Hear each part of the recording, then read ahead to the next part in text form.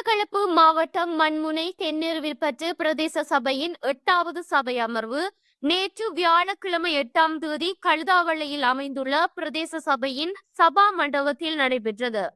பிரதேச சபை தவிசாளர் மேகசுந்தரம் வினோராஜ் தலைமையில் நடைபெற்ற இச்சபை அமர்வில் உப தவிசாளர் வசீகரன் உள்ளிட்ட ஏனைய உறுப்பினர்களும் கலந்து கொண்டிருந்தனர்.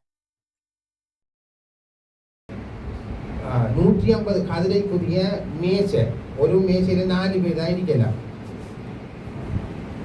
ப்ரொஜெக்டர், அந்த பிள்ளைகளுக்குரிய தெரியும் ஆங்கில பாடசாலை என்றால் வெளிநாட்டு வசதியுடன் செய்யணும் அது ஆரம்பித்தது. அது வெளிநாட்டு வசதியோடு தான் திறன்பட சரியான முறையில் அது நடைமுறைப்படும்.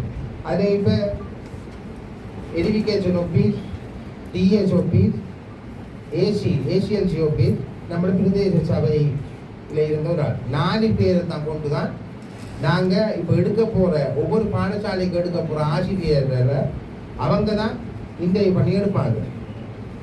இதொரு வெளிநாட்டு வசதியுடைய எந்தவித கொடுப்பனவும் இல்லை. எல்லா குறுக்கம்படுத்த துறையிலான வேலைக்கு இருக்கிற மாணவர்களுக்கு எந்தவித கொடுப்பனவும் இல்லை. சரியான முறையில் அந்த கல்வி போய் சேரும்.